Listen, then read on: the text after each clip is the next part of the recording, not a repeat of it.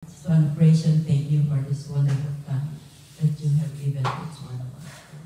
Thank you for the fun and enjoyment, Lord, as we glorify your holy name right now. We want to worship you in singing and unto the words that will be delivered by our pastor. Everybody, one of us will be blessed and we'll learn more about you, God. Open our hearts and our minds right now, Lord, and cleanse us.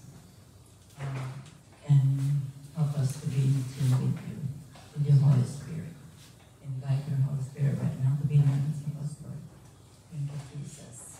In the mighty name of our Lord Jesus Christ, our Lord and Savior. Amen. Let's all stand up and worship the Lord. Come on.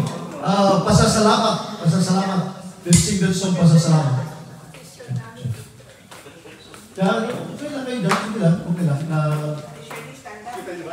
Stand up tayo. Pasasalamat. Let's sing it. Nakikita niyo ba? Purihin natin ang Panginoon. Pasalamatan natin siya sa gabing noon. Hallelujah, Jesus. Pupurihin namin ang iyong pangalan. Aawitan ang may kadakilan. Ikaw ang Diyos na aming pagkalooban. Pag-asa naming kaligtasan. Pasasalamat ang aming alay. Pasasalamat alay mong buhay. Kadakilan mo'y pasalamatan. Ang pag-ibig mo'y wagas kailanman. Sa'yo'y alay ang buhay. Ikaw ang Diyos na aming gabay. Sa langit aawitin. Kadakilan mo sa amin. Hallelujah, Lord. Ulitin natin po. Pupurihin namin ang iyong pangalan. Yes, Lord. Aawitan ang may kadakilan. Ikaw ang Diyos na aming kanlunan. Pag-asa naming kaligtasan. Pasasalamat ang aming alay. Pasasalamat alay mong buhay. Kadakilan mo'y pasalamatan. Ang pag-ibig mo'y wagas kailanman. Sa'yo'y alay ang buhay. Ikaw ang Diyos na aming gabay. Sa dalangin aawitin. Kadakilan mo sa amin.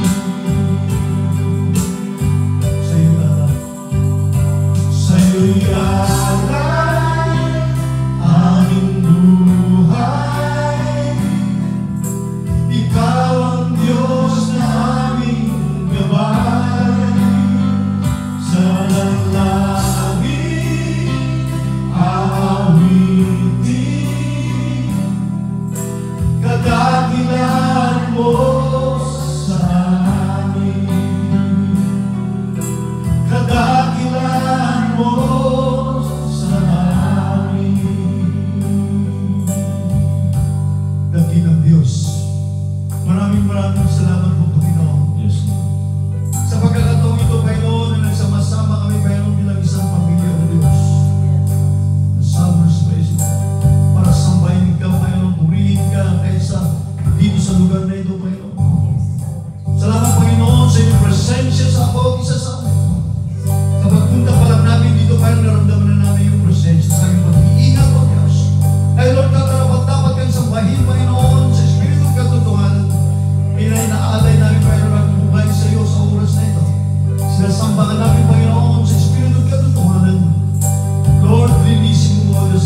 ihanda mo ang mga puso, pero sambahin ka sa gabi nito, Lord. Salamat o Diyos. Ito kami dalangin sa pangalan ng Diyos. Purihin natin ang Panginoon. Purihin natin. Hallelujah. Purihin, purihin. Yes, Lord, purihin. Hallelujah. Ang pangalan natin mga kamay, purihin natin ang Diyos. God inhabits the praise of His people. Kung sino man ang dala ng presensya ng Diyos, purihin natin siya. Hallelujah.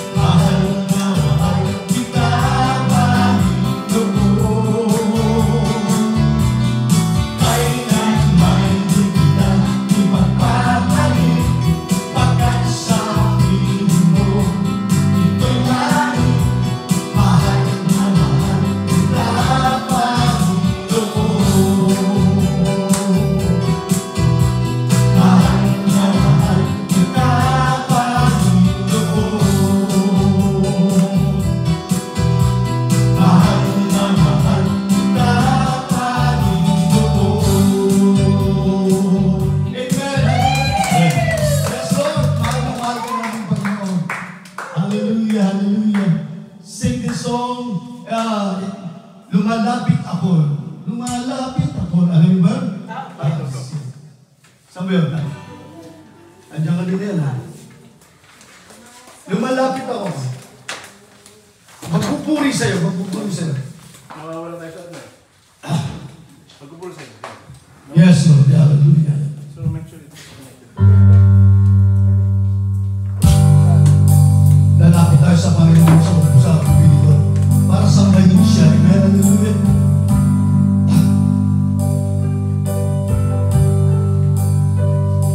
Lumalapit ako, magpupuri sa'yo. Nais kong madama ang presensya mo. Umaawit ako, magtatapat sa'yo. Jesus, Diyos ka ng buhay ko. Awitin natin muna sa umpisa. Lumapit tayo sa Panginoon. Lumalapit ako, magpupuri sa'yo. Nais kong madama ang presensya mo. Umaawit ako, magtatapat sa'yo. Jesus, Diyos ka ng buhay ko.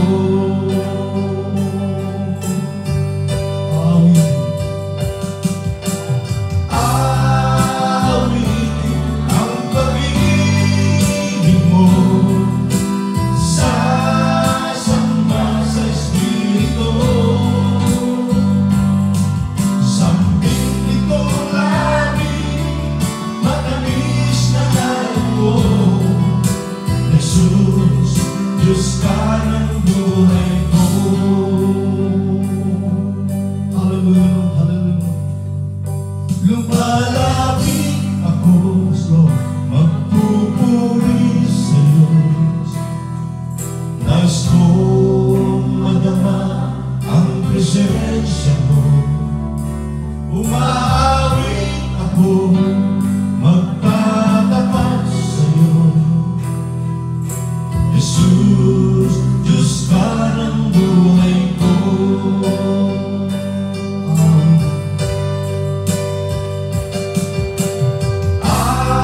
Awitin ang pag-ibig mo. Sasamba sa Espiritu. Sambing itong labi, matamis na ngalan mo. Jesus, Diyos ka ng buhay ko. Awitin ang pag-ibig mo. Sasamba sa Espiritu. Sambing nitong labi, matamis na ngalan mo. Jesus, Diyos ka ng buhay ko. Jesus, Diyos ka ng buhay ko. Yes, Lord. Hallelujah, Lord. Lumalapit kami, Panginoon, sa'yo. Sa gabi ito, Panginoon, sinasamba na namin, Panginoon. Sa lahat ng kabutihan mo sa amin, Diyos. Aawitin namin ang kabutihan mo, Panginoon. Hallelujah. Awitin natin yung kabutihan ng Diyos. Hallelujah. Daming natin ang presensya ng Diyos sa mga gabi.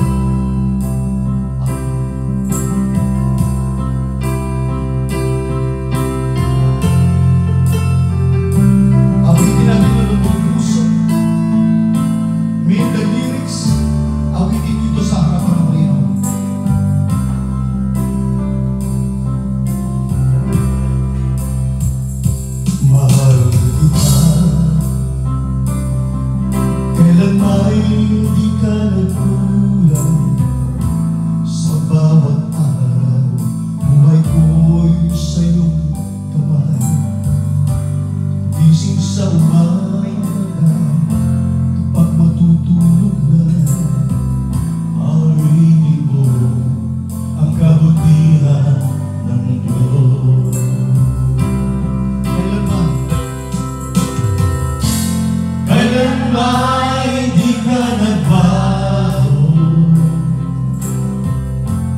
Kailan ba'y kay buti-buti mo? Habang ako ay nabubuhay, awitin ko ang kabutihan ng Diyos. Ang iyong tinig, ang iyong tinig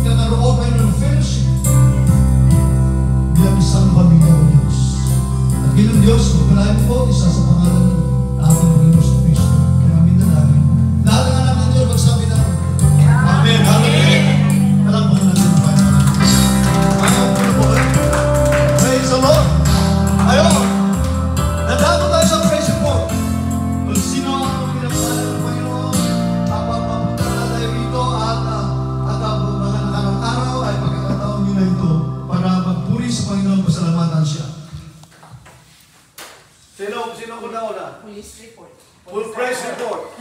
Praise report. Well, I'm thankful and grateful talaga sa Panginoon na sabi ko nga kay sister kanina. First time na daw mangyari ito, di ba, sa church. Oo, sabi ko, siguro hinintay nyo lang kami. Di ba? Praise God for that, di ba? At sa first time na nangyari ito sa Summers, at kasama kami. Kaya I'm really happy and really full of joy in my heart because back in the Philippines before, when I was younger, I already experienced, joining the camp. So it's been a while since I, well, actually in our previous church, about before the pandemic, we experienced that too, but it's been how many years now? But of course, it's different now from this group that I really feel the presence of God. Sa mga kanta lang, at pasalamat tayo, I'm thankful and grateful sa ating pastor na talagang anointed siya ni Lord sa pagdating sa music. Sa Duduhak Pastor. Talagang nakikita mo na nandun ang anointing ng Holy Spirit sa mga marami kaming pinanggalingan ng church na pero kakaiba talaga. Ito lang. So, worship songs natin, ibang-iba talaga. Sabi nga ni Elvis doon sa pinanggalingan namin, kasi parang may don't wonder na yung sumasayaw pa sa stage, parang kakaiba sa pinanggalingan namin background. Kaya parang, so hindi mo talaga ma-feel ang Holy Spirit. Sabi nga nito, kasi dapat before the service talaga yung before the message of the pastor. Sa mga music pala, yun ang talagang mag-i-invite talaga ng Holy Spirit. Para talagang ma-feel up tayo, di ba? Para maging into tayo talaga sa pag-worship kay Lord. So doon talaga mag-i-start dun sa mga songs na inumpisahan katulad ng sa Summers. So talaga kaya nung start namin pumunta, nakita na namin ng kakaiba talaga. Sabi ko, ito na tayo, sabi ko kaya at siya rin na-bless. Lalo na, namimiss na niya yung mga sahinal. Tama-tama, nag-swak sila na pastor. Gusto rin pala ni pastor. Actually, noon pa nasa Walmart si Elvis. Inaawitan mo na yan. Oo, kasi doon sila nag-meet. Nagpapa-change oil sila sa Walmart. Doon sila nag-meet. So, nung yung okasyon ng church nyo sa anniversary, naka-attend kami nun ni Elvis actually. Oo, sa daming mga Pilipino hindi ko na matandaan. Pero, nag-stay pa kami doon sa, di ba, daming mga handangan noon, anniversary. Noon, sinasabihan na, kaso nga, sa work niya, pati Sunday, kaya hindi na makaka-church. Kaya talagang, nangyari talaga. The Lord has a purpose and a perfect timing for everything talaga. At magagamit talaga yung gift na binigay din sa kanya. Kaya papasalamat kami ngayon at pati yung family niya yan dyan sa isa. Natutuwa sila. At sinishare namin din sa YouTube na mabuti na brother. So nakikita nila yung kapatid nila yung natutuwa sila at nagagamit ulit. Kasi back in the Philippines, kasi nga pastor yung tatay niya na mayapa na back in, last pastor? 2008, yeah. Siya ng pianista doon. So, natutuwa sila at pinagpatuloy talaga. Yung naitali sa legacy ng family. Lang po. Magsaya tayo at ito'y pinagkaloob sa atin ng mga tayo. Lord, atin, kahit na may mga nag-back out sa atin, pero at least natuloy pa rin. Amen. Sino ba? Glory to God. Okay. Ay, walang ligtas na. Yeah, all the time. Okay. Walang buyan nito. Dito na tayo. Sige. I just want to praise and worship God. Thank you, Lord, for arriving safely for this wonderful time you've given us, for the bonding time with brothers and sisters, and also, Lord, thank you for strengthening our faith. With the goodness and with your goodness and mercy, Lord, mas lalo pa kaming tumibay ang pagsasamahan ng mga brothers and sisters ko. Feel na feel ang love talaga. And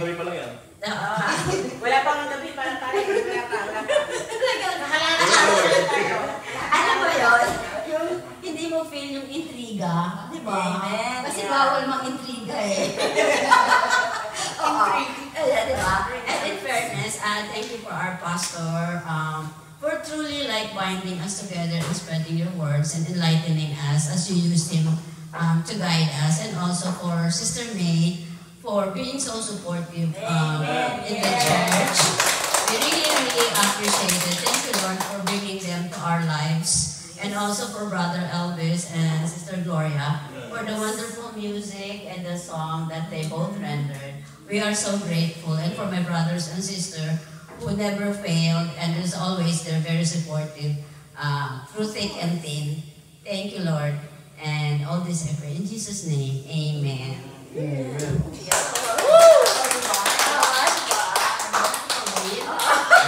Nakatawid ka.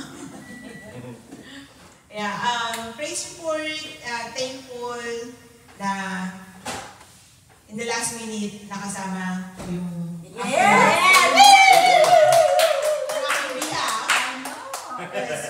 It's the last minute 50-50 yung decision kasi hindi pa alam kung papupuntahin sila ulit back to the office for work.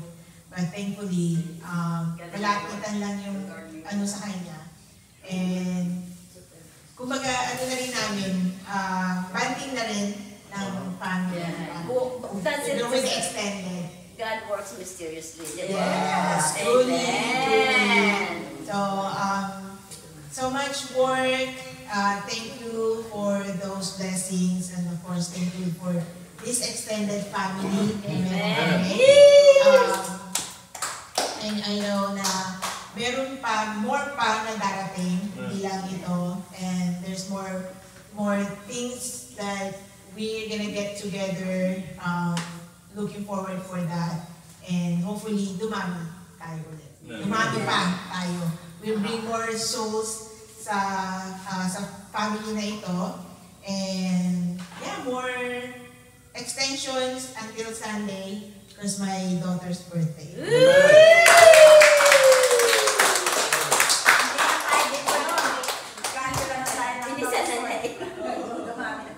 Resort na. Oh, praise report is this will be our first church outing or like retreat. I'm just very blessed for that. Amen. Like Tiki Claire said, we hope to bring more souls into our church to grow bigger. So this retreat will be our first of many. So praise God to that. So that's it.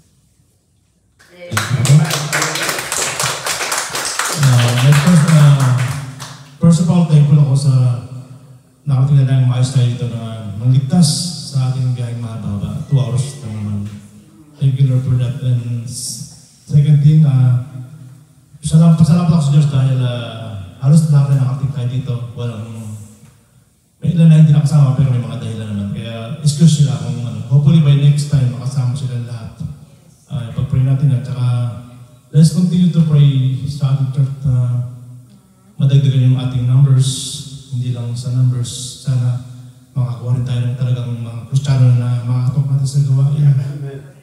Dahil minsan pagka-numbers lang parang at this moment kailangan natin yung talagang Kristiyano na makakapasama. Sana makakapasama tayo kagaya na Brother Elvis and Sister Gloria yung kagaya nila. We gained them but we lost Pastor John and Sister Vicky. Diba? So, I believe God will send us more. But anyways, thankful ako kay Lord na nagawa natin to. At for sure, dito yung dito yung una natin gagawin ito. At marami pa tayong gagawin. Nasama-sama natin isang pamilya, isang church na patuloy tayo maglilipid sa Kanya. Magpatuloy lang po tayo. God bless everyone. Thank you.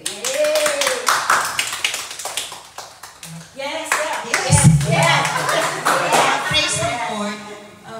Nagpapasalamat ako kasi nakasama ko yung panganay ko.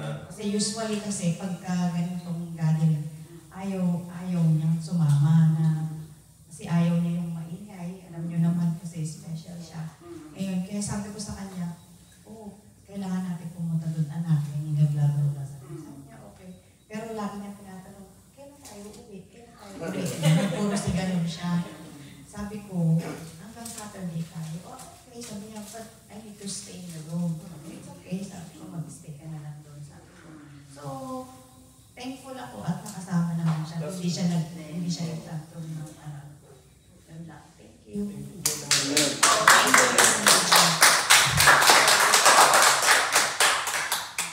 And praise the Lord kasi ito yung pinakamalayo na narating. Yes. Okay. Yes. Kaya napasyal din ako. Sister May. Okay, I just want to thank everyone sa inyong hard work for everything that you do. I appreciate all of you. We're like one family here, and it's good that we are able to spend time together to to be to learn more about God and fellowship, you know. So I love all of you, and hopefully we will have more retreat like this. Okay. Amen. All right. Thank you. God bless everyone. We love you. Wala na? Tapos na, yeah. Asan si Brad? Brother Elvis, Brother Elvis. Brother Elvis. Yes. Ako po ay tunay na nagpapasalamat sa Panginoon na nakasama ko kayo, nakilala ko kayo. Ito po ang tunay na pagsasama ng mga kapatiran sa Panginoon. Dapat ang magpalakasan sa isa't isa, magmahalan, magsuportahan, at iwasan yung mga makakapagbigay ng mga hindi maganda. At lalo pong natin yung ating pagsasamahan na ganito. Itong ganito ay isang kalakasan na nagbibigay sa atin ng pagkakaisa. Yung pagmamahal natin sa Panginoon at yung service natin sa Panginoon, ayun ang kanyang hinahanap sa ating mga anak niyang tunay na nagmamahal sa kanya. Ako nagpapasalamat sa oras na ito. Ako yung meeting.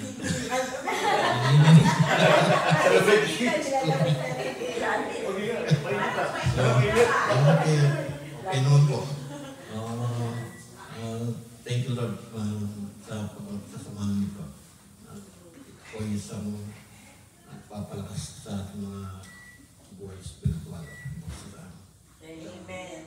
Pag-aawit sa Panginoon. Amen. Amen. Pagsiservice sa Kanya ang tunay. Amen. Gusto kong kumanta muna tayo ng isang hymns. Kukunin ko na yung Tagalog Bible. Brother. Okay. Sister Glo. Magkanta na isang ng hymns. Isang hymns. Ay, parang mo sa yung send the light yun eh. Yeah. Kukunin ko na yung din ako Send the light. Tagalog Bible. Ano ba magkakipigyan natin? Ano mga send the light. Anong number yun, Teng? Send Send the light. 188. 188. Ano number po? 188. 188 daw. Send the Ano light. nga to?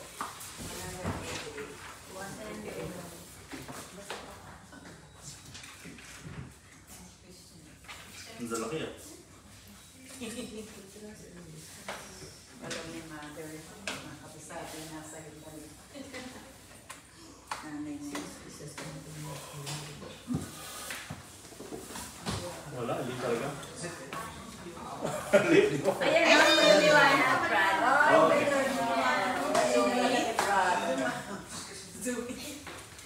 Ako pagkasunod-sunod na pasan, di ba? Yan son niya galing sa umpisa.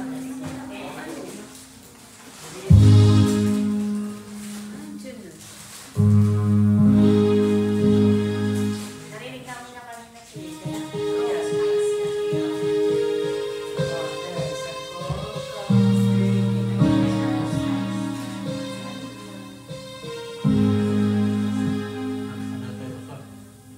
Hindi na. Pinapakanta tayo kasi kukuha na yung Bible.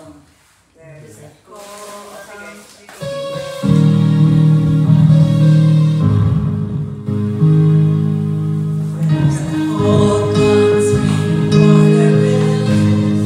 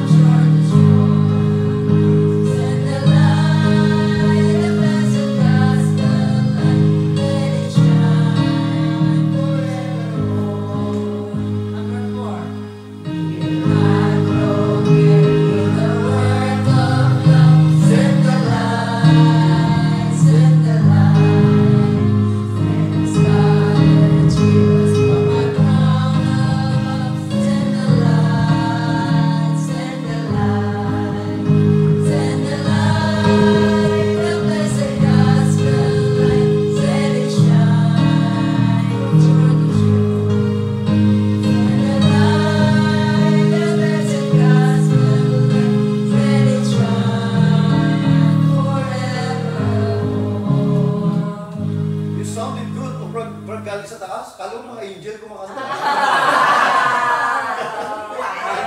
Ang galing, parang mga angel. Sabi ko, ganda na parang boses ng mga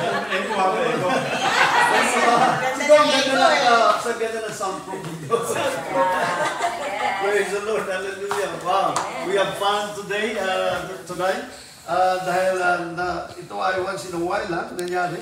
So, dahil po, kung meron kayong mga Bible, ay buksan nyo sa 2 Timothy, verse 1, 2 Timothy chapter 1, verse 6 to 9. May Tagalog ako dito. Gusto ko Tagalog. Wala tayong pa-ranger dito sa Tagalog tayo. Except, the kids that board here, do you understand Filipino? I think Rowan and Brent, JM, I think Christian, do you understand Filipino? Even cause I don't even speak Spanish. I don't either. Okay ba na? Anyway, maganda ito kasi maka-express tayo ng ating sariling wika. 2 Timothy chapter 1 verse 6 to 9. Sabi dito ay, basahin natin sa 6. Dahil dito ay ipinaalala ko sa iyo na paningasin mo ang kaloob ng Diyos na nasa iyo sa magitan ng pagpapatong ng aking mga kamay. Sapagkat hindi tayo binigyan ng Diyos ng espiritu ng katakutan, kundi ang kapangyarihan at ng pag-ibig at ng kausayan. At sabi dito sa 8, wag mo nga ikahiya ang pagpapatutuo sa ating Panginoon. Ito mga nadinig ito, sabi ng Apostol Pablo, huwag daw natin ikahiya ang pag-soul winning. Last 2 Sundays ago, 2 weeks ago, we started doing the soul winning ministry in our church with Pastor Larry. Huwag mong ikahiya ang pagpapatuto sa ating Panginoon. Kaya yung press report, huwag mong ikahiya yan, press report. Okay? Sabi dito, hindi ako na bilanggo niya, kundi magtiis ka ng mga kahirapan, kundi magtiis ka ng mga kahirapan dahil sa Ebanghelyo ayon sa kapangyarihan ng Diyos. O sabi na sa 9, sabi niya na siyang sa atin ay nagligtas. Amen. Ang ating Panginoon na siyang sa atin nagligtas at sa atin ay tumawag ng isang banal na pagtawag. Ang ating palang pagliligtas sa ating Panginoon ay isang pagtawag natin sa ating Panginoon ay isang banal na pagtawag. Holy calling. Banal na pagtawag. Hindi ayon sa ating mga gawa, hindi ayon sa ating mabubuting gawa. Huwag natin ipagmalaki, sabi nga ng Episode 2:8-9. Sa ating mga kundi ayon sa kanyang sariling akala at biyaya na ibinigay sa atin ng kay Kristo Jesus buhat pa ng panahong walang hanggan. Dakilang Diyos, maraming salamat sa iyong mga salita at ikaw pong magbasbas nito sa pangalan ni Jesus. Amen. Alam niyo po, ang ating binasa ay nagsasabi na, pinagmagandang ko ito na, keep calm. Trust God. Maging mahinahon tayo. Sa kabila na nangyayari sa bundong ito, ay maging mahinahon tayo, trust the Lord. Amen? Dahil mayroong safety sa presensya ng Diyos. Kung tayo sa Panginoon. Kung sabi nga ng ni Apostol, kung ang Diyos ay sa atin, sino ang laban sa atin? Wala, di ba? Yun ang sabi ng Panginoon. Pero ang ating binasa na verse ay, ito po ang verse na nagsasabi ng loyalty. Kanino ba tayo loyal dapat? Kay Kristo Jesus dapat. The loyalty of a Christian believers. Kanino dapat loyal ba? Dapat ang loyalty natin sa Panginoon, hindi sa tao. Amen? Sa kabila ng mga nangyayari sa mundong ito, yung mga hindi kasiguraduhan na nangyayari. Ang mga na-experience ng mga tao ngayon, ang mga tao all over the world has been affected mentally, emotionally, physically, at higit sa lahat, economically, na-apektuhan ng mga tao sa sobrang mahal ng mga bilihin. Kahit sa Asia, lalo sa atin, nagre-reklamo yung mga tao. So, mayroong takot. There is fear zone. May takot doon sa puso ng bawat mananampalataya. At hindi mananampalataya, siyempre. Lalo namang hindi mananampalataya, mayroong takot. So, ito ay inaasik ng ating kaaway. Ng kaaway ng mundo ito. Walang iba si David. ay isang major na example na bakit na may hinahasik tayo, hinahasikan ng kaaway ang ating puso ng pagkatakot ay lalo na yung pagsamba. The one major example of this fear is the fear of going to church. Sabi nga nila ay,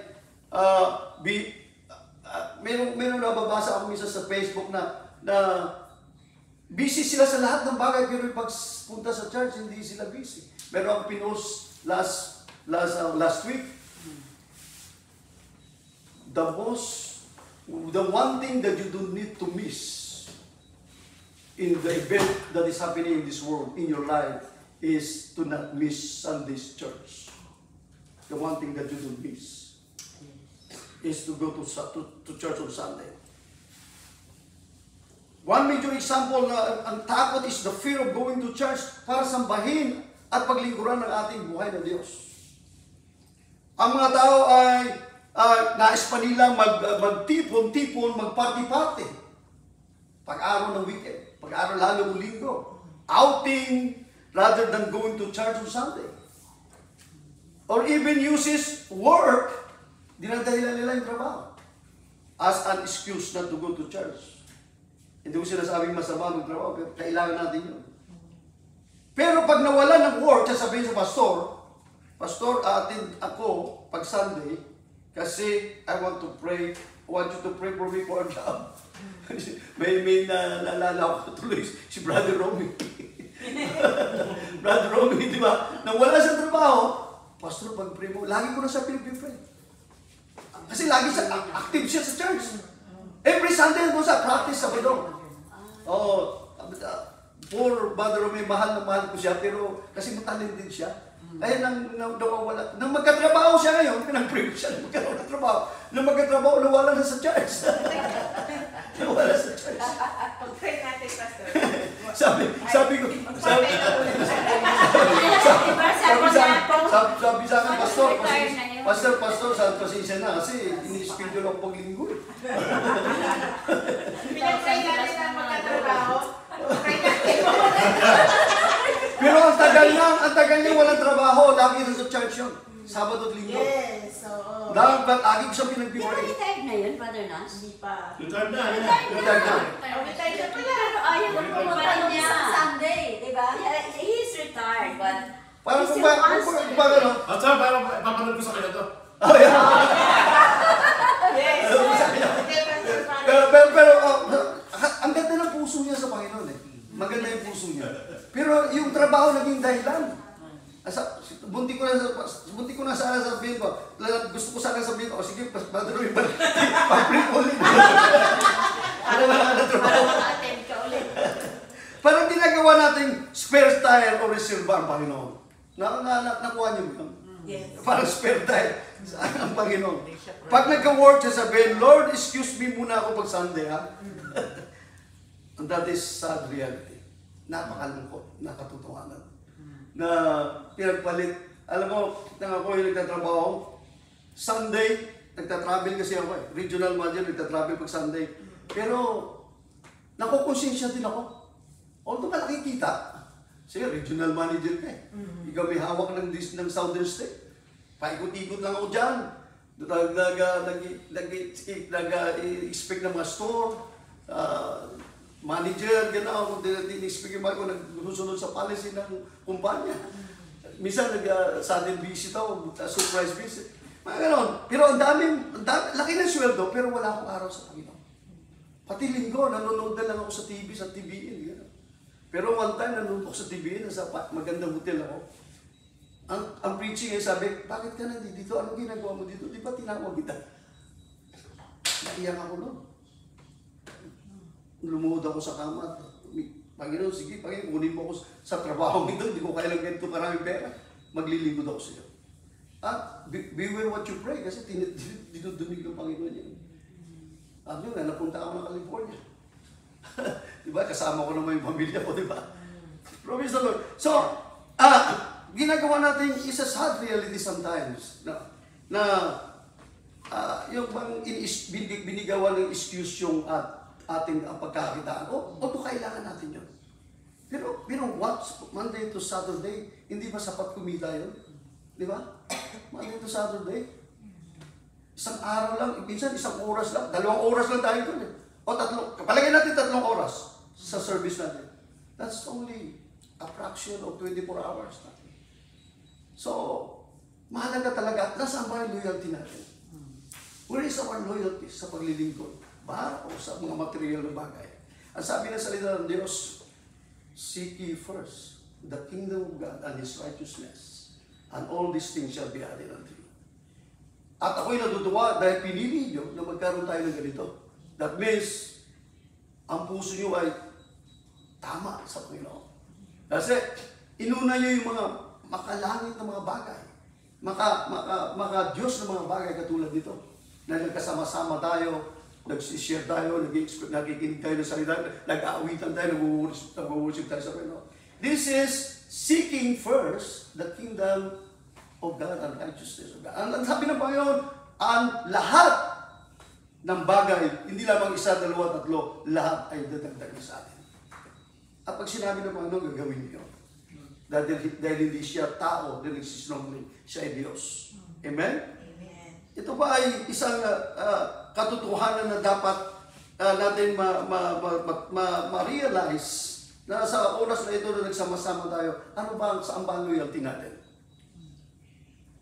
Sa Diyos, sa ating Panginoon Kristo na nagligtas ng ating kaluluwa, sa tiyak na kamatayan sa impyerno o sa mga bagay-bagay na tinatamasa natin.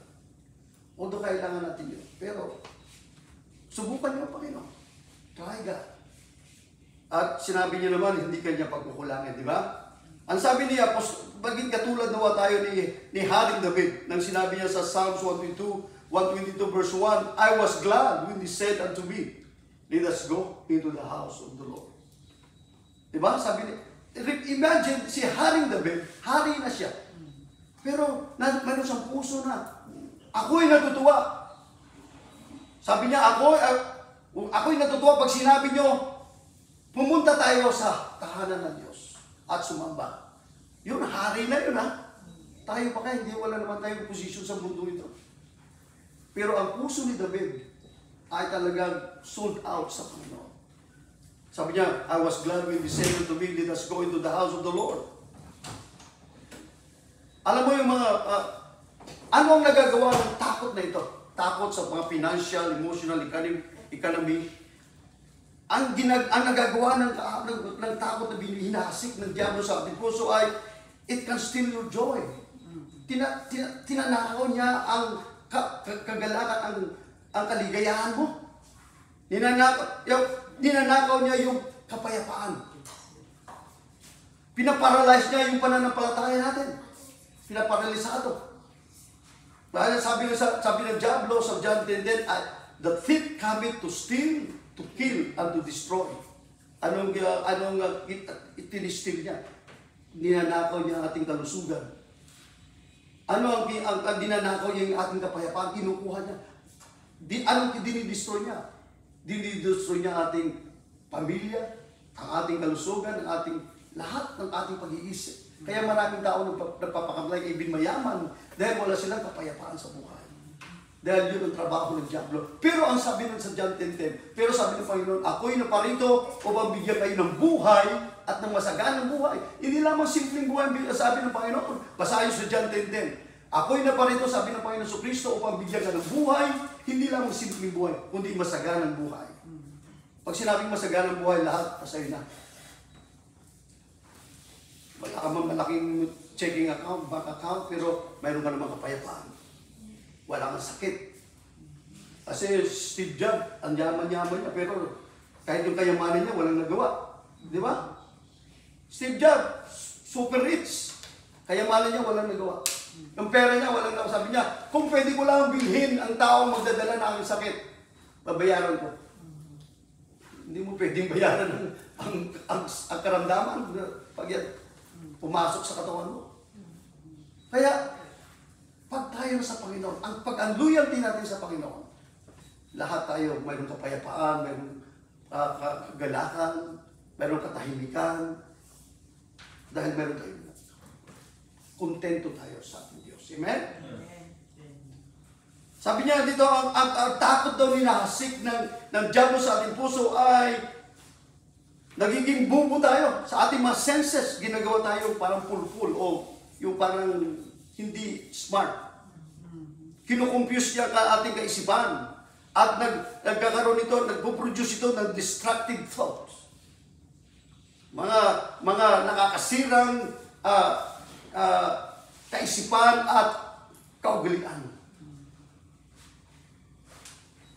It can cause us to do or say something.